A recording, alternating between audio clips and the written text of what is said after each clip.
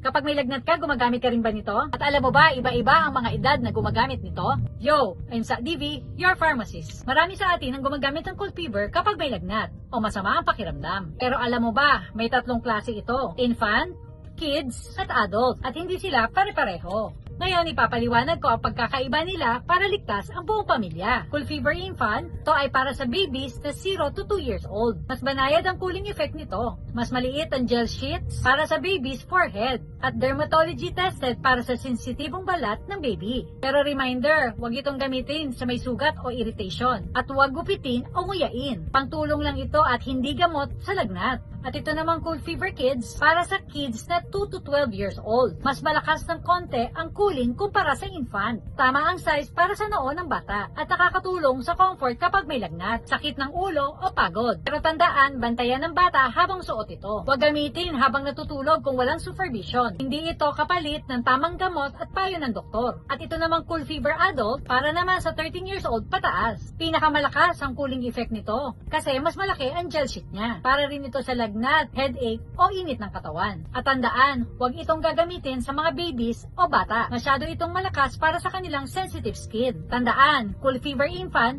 pinakabanayad. Cold fever kids, medium cooling. At ito naman sa adult, ang pinakamalakas. Mas bata, mas banayad dapat. Mas matanda, mas malakas ang cooling. Kung may mataas at tuloy-tuloy na lagnat, huwag umasa sa cold fever lang. Dapat ka nang kumonsulta kay Doc. Ikaw, nasubukan mo na rin bang gumamit nito? Comment down below and please like, share, and follow us for more videos.